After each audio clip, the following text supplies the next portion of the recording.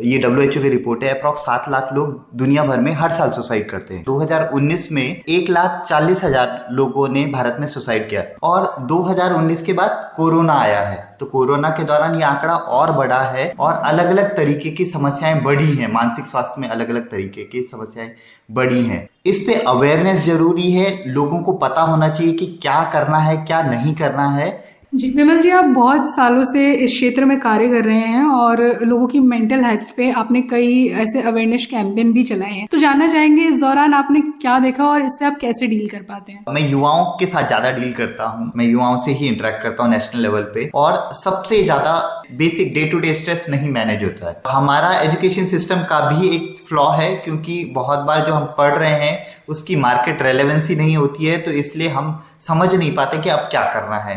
दूसरा, बहुत बार पेरेंट्स का सपोर्ट नहीं होता है कि जो हम करना चाहते हैं उसके लिए सपोर्ट सिस्टम नहीं है, तो क्या करें, कैसे उससे बाहर निकलें। तीसरा, अपनी स्किल्स और स्किल सेट से अवेयर ना होना। मैं मेडिकल की तैयारी करना चाहता हूं, पर मैं बैठने के लिए तैयार नहीं हूं, मेरी लॉन्ग सिटिंग नहीं है, मेरी पढ़ने की कैपेसिटी नहीं है। तो एस्पिरेशंस और एफर्ट का जब गैप ज्यादा हो जाता है तब भी एक डिप्रेशन का फेज आता है। तीसरा, रिलेशनशिप इश्यूज। हम जिस जनरेशन में जी रहे हैं उसमें हमें क्विक सॉल्यूशन चाहिए। फूल का अंकुरण आने से लेकर उस फूल के पूरा बड़ा होने तक एक प्रोसेस है, हम उस प्रोसेस को स्किप करना चाहते हैं। जब हम प्रोसेस को स्किप करते हैं तो हम किसी भी चीज को डील करने के लिए उतने मैच्योर नहीं होते हैं, और अधिकतर युवाओं में ये मैच्योरिटी का सेगमेंट बहुत देखा गया है। बच्चे स्मार्ट हो रहे हैं पर डिपेंडेंट मॉडल है, मेमोरी बहुत वीक हो रही है, हम अपना बहुत ज्यादा टाइम ऐसी चीजों में लगा रहे हैं जो इररेलेवेंट है। मोबाइल एडिक्शन एक बहुत कॉमन सिनेरियो अभी ये युवाओं में बहुत देखा जा रहा है, जिसकी वजह से युवाओं में तनाव आजकल बहुत बढ़ रहा है। तो विमल जी, आपको क्या लगता है ये जो आत्महत्या या सुसाइड के केसेस हैं, इनके क्या कारण हैं? सुसाइड के 4 मुख्य रीजन हैं। एक, कोई मेंटल हेल्थ इलनेस का लॉन्ग टर्म केस है, उसकी वजह से सुसाइड्स होते हैं। सोशल इकोनॉमिकल फैक्टर,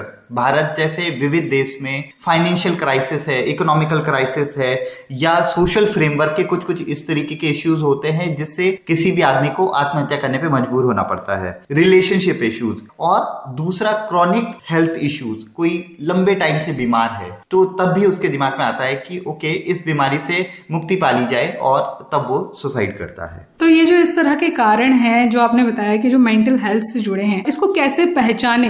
आपका बिहेवियर चेंज होगा, मूड फ्लक्चुएशन बहुत ज्यादा होगा, खाने पीने के तरीके में बदलाव आएगा, या तो फिर आप बहुत कम खाएंगे या तो फिर बहुत ज्यादा खाएंगे। स्लीपिंग साइकिल में भी या तो फिर आप बहुत कम सोएंगे या तो फिर बहुत ज्यादा सोना शुरू करेंगे। आप इंटरेस्ट कम लेंगे कि चीजों में इन्वॉल्व हों, दोस्तों से बात करने का मन नहीं करेगा, फैमिली में बात करने का मन नहीं करेगा, ये एक इशू है। किसी छोटी से छोटी चीज को कंसंट्रेट करने में आपको दिक्कत आएगी। सोशल विड्रॉल सिम्टम्स, आप सामाजिक कार्यक्रमों का हिस्सा नहीं बनना चाहेंगे। और इसके अलावा कुछ फिजिकल सिम्टम्स भी हैं, आपको लगातार सर दर्द रहता है, आपको पेट दर्द महसूस हो रहा है, और इस तरीके के बहुत सारे मसल्स में आपको तनाव महसूस हो रहा है।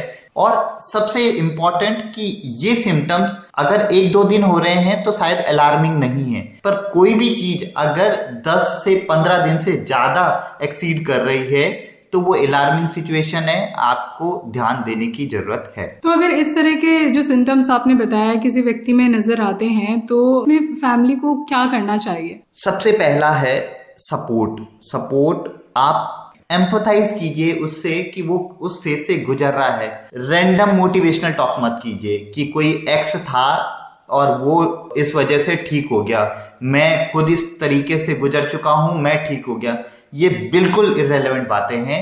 हर आदमी की जर्नी अलग होती है, तो उसे रैंडम मोटिवेशनल मत दीजिए, क्योंकि उस टाइम पे उस मोटिवेशन से ठीक नहीं होगा। किसी भी इस तरीके के मेंटल हेल्थ इश्यू से गुजर रहे हैं तो प्रोफेशनल हेल्प लीजिए। आप प्रोफेशनल हेल्प अच्छे डॉक्टर्स को या अच्छे साइकोलॉजिस्ट पे जाएंगे, आपके ठीक होने के चांसेस उतने बढ़ जाएंगे। जो युवा आपको आज सुन रहे हैं इस कार्यक्रम के जरिए, या जो माता पिता आपको सुन रहे हैं, उनको आप क्या संदेश देना चाहेंगे? खासकर युवाओं के लिए, अगर मैं पहले युवाओं से बात करूं तो अपनी स्किल पहचानिए, आप क्या कर सकते हैं, क्या नहीं कर सकते हैं। ऐसी एस्पिरेशंस मत रखिए जो आप पा ना सकें, क्योंकि उस पाने के लिए बहुत कुछ एफर्ट करने पड़ते हैं जो शायद जो स्किल सेट आपका नहीं है दूसरा, रियलिस्टिक गोल बनाइए। जितना आप रियलिस्टिक रहेंगे उतना आपको ग्रो करने में आसानी होगी। कोई एक दरवाजा बंद हो जाने से सारे दरवाजे बंद नहीं हो जाते हैं। बहुत बार हम कोई एक पर्टिकुलर एग्जाम की एस्पिरेशंस रखते हैं हम, और जब उसमें नहीं होता है तो हमें लगता है कि दुनिया खत्म हो गई। आपकी पढ़ाई, आपकी स्किल सेट कभी खत्म नहीं होते हैं, कभी खराब नहीं जाते हैं, कभी वेस्ट नहीं होते। तो आप उन स्किल सेट से दुनिया के नए एवेन्यूज ढूंढिए, क्योंकि दुनिया अब ग्लोबल प्लेटफॉर्म हो चुकी है। बहुत सारी अपॉर्चुनिटीज हैं, उन अपॉर्चुनिटीज में आप कहाँ फिट होते हैं आप वो ढूंढिए। पेरेंट्स के केस में आपका बच्चा है। कभी किसी शर्मा जी, वर्मा जी, सिंह साहब या किसी और का बच्चा आपका नहीं हो सकता है। तो किसी दूसरे के रिपोर्ट कार्ड से अपने बच्चे को जज मत कीजिए, उसकी स्किल्स पहचानिए, ब्लेम गेम मत खेलिए। बहुत पेरेंट्स का मैंने ये देखा है कि 1 या 2 साल पहले कोई घटना हुई, लोग जिंदगी भर उसी का ब्लेम देके बच्चों को सुनाते रहते हैं कि आपने उस दिन ये किया था। चीजें आगे बढ़ जाती हैं, बच्चे सुधरते हैं, बच्चे आगे बढ़ जाते हैं। गलतियां करना बुरा नहीं है, गलतियों पे अवेयरनेस ना होना, गलतियों को ठीक ना करना बुरा है। तो आप उसे सपोर्ट कीजिए कि वो अपनी गलतियों को सुधारे और ठीक करे। किसी भी चीज को उसकी जिंदगी से बड़ा कभी मत होने दीजिए। अपने बच्चों को तैयार कीजिए, और ये लड़ाई एक दिन की नहीं है, ये लड़ाई जिंदगी भर की है।